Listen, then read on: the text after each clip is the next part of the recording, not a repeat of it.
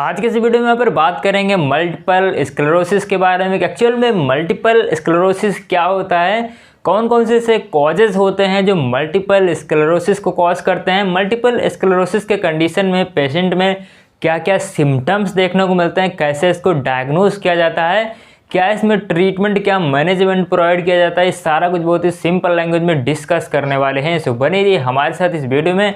अगर आप हमारे चैनल पर नए हैं, चैनल को सब्सक्राइब कर लीजिए, साथ में बेल आइकन को प्रेस कर लीजिए ताकि कोई भी न्यू वीडियो आए सबसे पहले आपको नोटिफिकेशन मिले।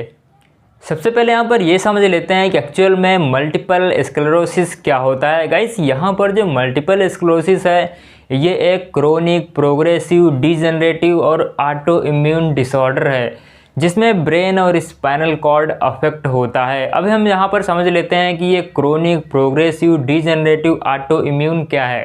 गाइस, यहाँ पर क्रोनिक का मतलब ऐसी डिजीज़ जो लंबे समय से होती है, ठीक है, और यहाँ पर प्रोग्रेसिव का मतलब ऐसी डिजीज़ जो धीरे धीरे प्रोग्रेस करती है। डिजेनरेटिव का मतलब यहाँ पर जो ब्रेन के अंदर नर्व सेल्स होती हैं उनका डिजेनरेशन होता है।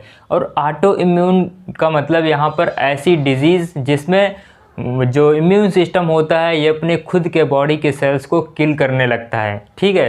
तो यहाँ पर जो मल्टीपल स्क्लेरोसिस है ये एक chronic, progressive, degenerative, auto immune disorder है जिसमें ब्रेन और स्पाइनल कॉर्ड अफेक्ट होता है। अब यहाँ पर हम समझ लेते हैं कि एक्चुअल में मल्टीपल स्क्लेरोसिस के कंडीशन में होता क्या है। गाइस, यहाँ पर मल्टीपल स्क्लेरोसिस के कंडीशन में जो ब्रेन और स्पाइनल कॉर्ड के अंदर जो नर्व सेल्स होती हैं यानी जो न्यूरॉन्स होते हैं, इनके ऊपर एक प्रोटेक्टिव कवरिंग होती है जो न्यूरॉन को प्रोटेक्शन प्रोवाइड करती है। ये जो प्रोटेक्टिव कवरिंग होती है इसको माइलिन शेथ बोलते हैं। ये जो माइलिन शेथ होती है ये न्यूरॉन और नर्व्स को प्रोटेक्शन प्रोवाइड करती है। लेकिन यहाँ पर मल्टीपल स्क्लेरोसिस के कंडीशन में होता क्या है कि जो नर्व के ऊपर जो प्रोटेक्टिव मेम्ब्रेन होती है, जो माइलिन शेथ होती है, इसका डीजनरेशन होने लगता है। जो माइलिन शेथ होती है ये डैमेज होने लगती है जिसके कारण यहाँ पर जो नर्व ट्रांसमिशन है वो स्लो हो जाता है। जो नर्व ट्रांसमिशन है वो इम्पेयर्ड हो जाता है, या फिर हम कह सकते हैं कि जो ब्रेन के अंदर जो सिग्नल्स का आना जाना है ये अफेक्ट हो जाता है। ब्रेन के अंदर सिग्नल्स का जो आना जाना होता है ये बंद हो जाता है। इस कंडीशन को हम लोग बोलते हैं मल्टीपल स्क्लेरोसिस। नेक्स्ट यहाँ पर हम बात करते हैं कॉजेज़ की, रिस्क फैक्टर्स की। कौन कौन से ऐसे कॉजेज़ होते हैं, कौन कौन रिस्क फैक्टर होते हैं जिनके कारण मल्टीपल स्क्लेरोसिस होता है। गाइस, यहाँ पर मल्टीपल स्क्लेरोसिस के अगर एग्जैक्ट कॉज की बात की जाए तो इसका जो एग्जैक्ट कॉज है वो अननोन है। एग्जैक्ट कॉज को कोई भी पता नहीं है, लेकिन यहाँ पर कुछ ऐसे कॉजेज़ हैं, कुछ रिस्क फैक्टर हैं जिनके कारण मल्टीपल स्क्लेरोसिस देखने को मिलता है। गाइस, यहाँ पर जब भी मल्टीपल स्क्लेरोसिस के कंडीशन में जो नर्व हैं वो डैमेज होती हैं तो वहाँ पर इन्फ्लामेशन डेवलप हो जाता है जिसके कारण यहाँ पर जो नर्वस सिस्टम है वो अफेक्ट होने लगता है। यहाँ पर जो फर्स्ट कॉज है वो है इन्वायरमेंटल फैक्टर। कोई भी इन्वायरमेंटल फैक्टर हो सकता है जिसके कारण भी यहाँ पर मल्टीपल स्क्लेरोसिस जैसी कंडीशन हो सकती है। नेक्स्ट यहाँ पर कोई जेनेटिक फैक्टर हो सकता है, तो जेनेटिक फैक्टर के कारण भी यहाँ पर मल्टीपल स्क्लेरोसिस देखने को मिलता है। नेक्स्ट यहाँ पर कोई वायरस का इन्फेक्शन हो सकता है जैसे कि herpes simplex virus, measles virus, ठीक है। कई सारे ऐसे वायरसेस होते हैं जिनके इन्फेक्शन के कारण भी यहाँ पर मल्टीपल स्क्लेरोसिस हो सकता है। नेक्स्ट यहाँ पर कुछ रिस्क फैक्टर हैं जैसे कि स्ट्रेस है। अगर कोई पर्सन ऐसा है जो बहुत ज़्यादा स्ट्रेस लेता है तो उस कंडीशन में भी यहाँ पर मल्टीपल स्क्लेरोसिस हो सकता है, या फिर फटीग हो गया, या फिर कोई हैवी मेटल एक्सपोजर हो गया। तो ये कुछ रिस्क फैक्टर हैं, इनके कारण भी यहाँ पर मल्टीपल स्क्लेरोसिस कंडीशन देखने को मिल सकती है। नेक्स्ट यहाँ पर हम बात करते हैं साइन और सिम्टम्स की कि मल्टीपल स्क्लेरोसिस के कंडीशन में पेशेंट में क्या क्या सिम्टम्स देखने को मिलेंगे। गाइस, अगर यहाँ पर सिम्टम्स की बात करें तो वो मल्टीपल स्क्लेरोसिस के कंडीशन में बहुत सारे सिम्टम्स पेशेंट में देखने को मिलेंगे। सबसे यहाँ जो फर्स्ट सिम्टम है वो है मसल वीकनेस।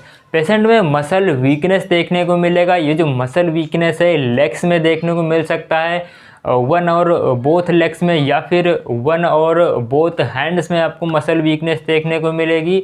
और यहाँ पर या फिर हाफ या फिर फुल बॉडी में मसल वीकनेस देखने को मिल सकती है। नेक्स्ट यहाँ पर पेशेंट में पैरालिसिस देखने को मिलेगा।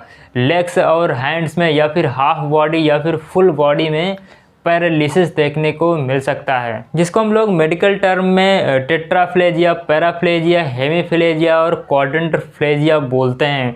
नेक्स्ट गाइस, यहाँ पर लॉस ऑफ मसल टोन देखने को मिलेगा, जिसको स्पास्टिसिटी बोलते हैं।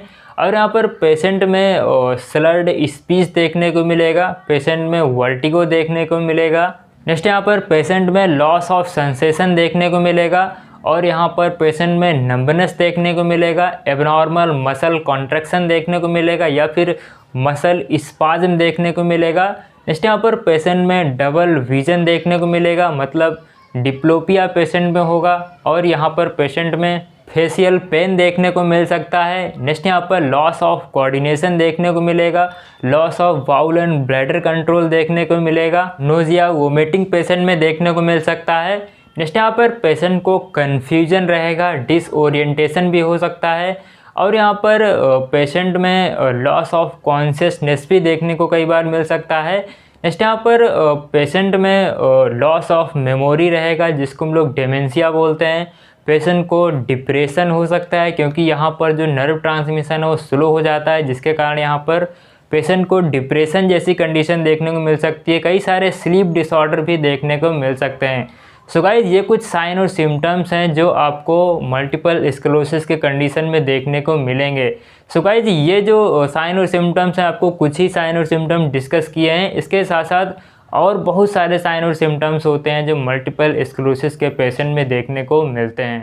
नेक्स्ट यहाँ पर हम बात करते हैं डायग्नोस्टिक टेस्ट की। कौन कौन से डायग्नोस्टिक ऐसे टेस्ट हैं जिनसे हम मल्टीपल स्क्लेरोसिस के कंडीशन को डायग्नोस कर सकते हैं।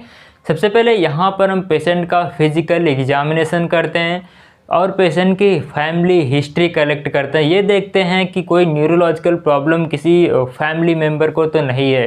नेक्स्ट यहाँ पर पेशेंट का न्यूरोलॉजिकल एग्जामिनेशन करते हैं, पेशेंट का CSF एग्जामिनेशन किया जाता है। ये देखते हैं कि कोई ब्रेन में इन्फेक्शन वगैरह तो नहीं है, और यहाँ पर CSF कल्चर भी किया जाता है। नेक्स्ट यहाँ पर पेशेंट में ब्रेन का CT स्कैन और MRI करवाते हैं।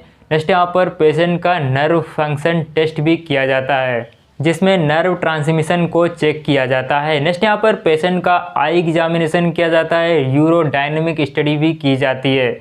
ओके, तो गाइज, ये कुछ डायग्नोस्टिक टेस्ट हैं जिनसे हम मल्टीपल स्क्लेरोसिस के कंडीशन को डायग्नोस कर सकते हैं। नेक्स्ट यहाँ पर हम बात करते हैं ट्रीटमेंट की, मैनेजमेंट की, कि मल्टीपल स्क्लेरोसिस के कंडीशन में पेशेंट को क्या ट्रीटमेंट, क्या मैनेजमेंट प्रोवाइड किया जाता है।